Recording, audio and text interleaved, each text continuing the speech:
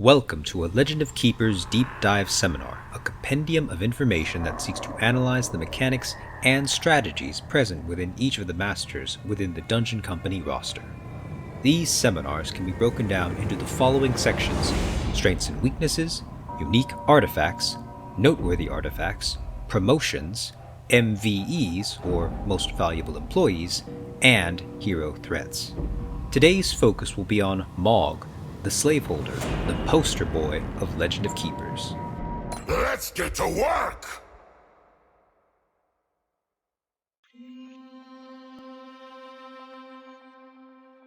Maug can largely be considered a jack-of-all-trades keeper, able to dish out physical and morale damage reliably.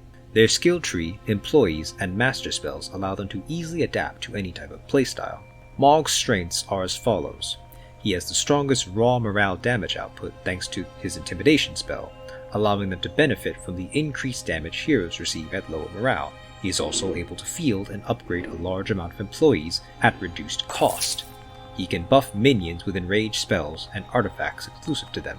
His skill tree bonuses give the widest variety of boons toward the master themselves, such as enraged, shell, speed, and resistances. He also starts with 2 employees, Skeld Zog and Vampire, if fully invested in the minion portion of the skill tree. He also has unique access to creature employees, and stat-wise has the highest base HP and armor of all keepers, and the second highest speed and damage. Despite these advantages, the following weaknesses of Maug must be taken into account. First is his reliance on bleed status to gain synergy with his attacks, particularly Whiplash and Enslavement. Enslavement is primarily an air damage attack, which also afflicts targets with a bleed, and Whiplash is a physical attack that can lifesteal, but only if the target is affected by bleed. This primarily means that Maug only deals morale, physical, and air damage. This in turn also makes him weak to heroes who can resist status effects, have high morale, and physical resistance. Maug also has some minor weaknesses to air and ice elemental attacks. And finally, Maug is ultimately less trap focused, meaning he receives little to no boons that improve the procurement or usage of traps. Maug has access to the following exclusive artifacts. Aegis allows creature employees to transfer their stacks of enrage to a random monster of the group when they are defeated, useful when used in tandem with employees who are capable of tanking hits and stacking enraged. Ring of Wrath gives all monsters of the group enrage when a creature employee is defeated, can synergize with Aegis, granting 4 stacks of enrage on top of carrying over previous stacks of enrage. Devouring Whip allows the master to regenerate 5% of their maximum life when a hero is killed by any means. This turns the master into a health regen powerhouse and is especially useful for recovering after drawn-out battles if one is able to consistently kill heroes in consecutive weeks. Kane's Dagger adds 2 stacks of bleeding to any employee's attacks benefiting from enraged on top of the base amount of bleed. This will require you to prioritize acquiring employees who are able to deal bleeding damage and enrage in order to reap the full benefits of this item. Cheerleader's Pom-Pom restricts you to 1 group of monsters but increases their maximum life and power by 50%. This is an interesting double-edged item as the 50% bonuses to HP and damage are quite strong, but only viable if you have a good amount of minions acquired to cover your weaknesses. A notably high-risk, high-reward item that can turn your 1 group of employees into an unbreakable wall if you play your cards right. Invisible Ink guarantees that your intern will always occupy the first room along with increasing their max life by 50%. Worthwhile if Father of the Damned or Mermaid Matriarch is your intern pick due to their speed and if you have been successful in meeting interview upgrade requirements. This allows you to weaken heroes hard and fast early on. Not recommended if Hydra has been picked, as many heroes can outspeed it and the Hydra benefits the most from already weakened foes.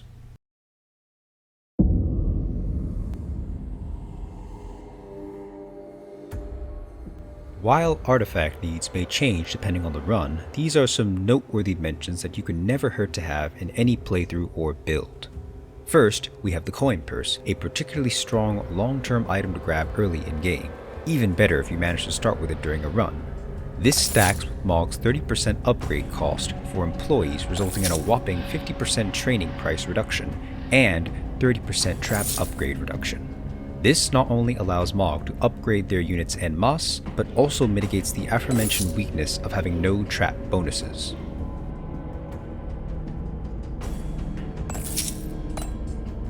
Unholy Shroud capitalizes on Maug's morale-damaging employees, allowing them to deal supplementary frostbite damage on top of morale damage, particularly useful in chipping away at bulky targets. Homeopathic Poison is a must if you plan to run a more morale-focused build, arguably useful if you are running any type of build, as this item pairs incredibly well with Maug's powerful morale-damaging abilities and employees that deal elemental damage. Finally, there is the Staff of Speech. As Maug, you will most likely be prioritizing acquiring different types of employees. This item allows you to benefit from a diversified roster with its 30% damage bonus. The challenge is finding which employees synergize the best with one another, as you are limited to one per type. But once you find a combination that works for you, your employees can become unstoppable.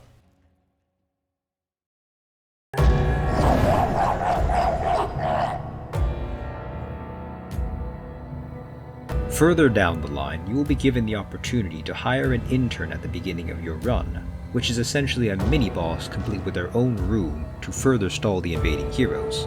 The Mermaid Matriarch is known for her strong backline bleed damage, AoE nature damage that inflicts demoralize, and her passive, which allows her to deal 50% more damage for every 25% of morale missing from her target. She also, however, has the lowest HP of all interns. The Colossal Hydra is a slow but heavily armored intern that utilizes various attacks which deal poison, bleed, and fire status effects. The Hydra, however, has no passive ability. The Father of the Damned is the fastest of all of the interns and deals a low buildup of ice, air, and morale damage. His passive grants him Enraged for each hero whose morale is under 75%.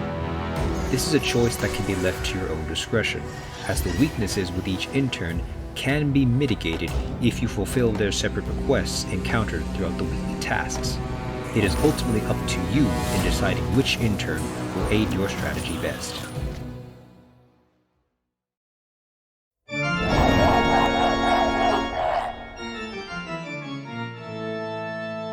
A keeper is nothing without their employees, and the following is a demonstration of employees that come highly recommended from the dungeon company itself.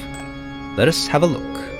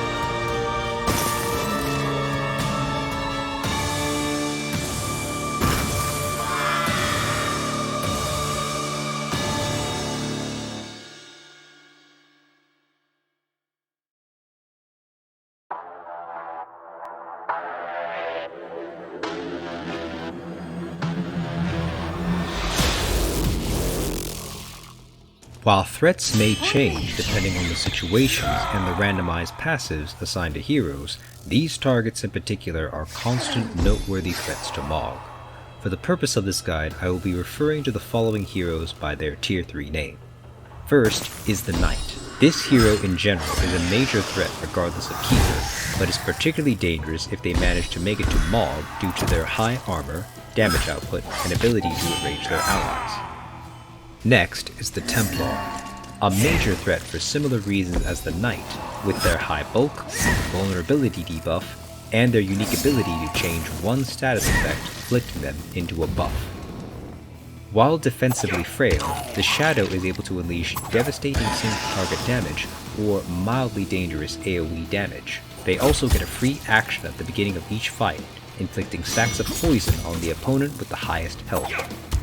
The Mamluk is the last type of hero you want Maug to be personally dealing with. Their high physical and air resistance and large amount of morale make them incredibly resilient to Maug's attacks. Their attacks also inflict tiredness, reducing the amount of damage done by the afflicted target. Even worse is their standard ability to restore the morale of an ally, setting back valuable amounts of morale damage done. The Virtuoso can be a major nuisance with their ability to grant one dodge to the hero with the lowest health at the start of a fight, and an attack that inflicts an AoE bleed status which becomes more deadly the higher the status is stacked. The Necromancer forces you to choose between dealing morale and physical damage, as morale damage grants her stacks of enraged. Heroes that are killed outright will be reanimated by the Necromancer as skeletons, but heroes that flee from the fight will not be reanimated as they leave no corpse. Especially deadly if you are utilizing a morale build or even a mixed build, as the amount of rage that will be stacked can reach catastrophic levels if not careful. If not severely weakened enough, the Pyromancer can out-damage and out-heal Maug in a one-on-one fight, a fight that becomes more dangerous if their allies are still with them.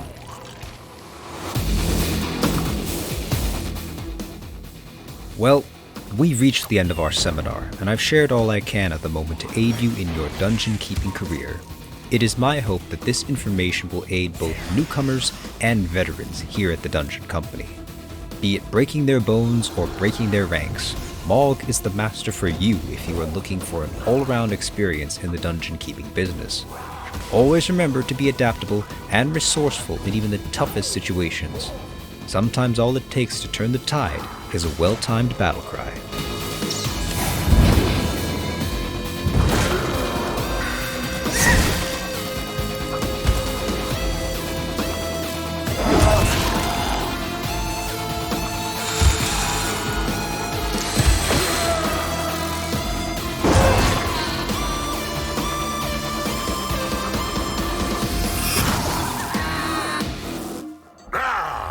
My work here is done.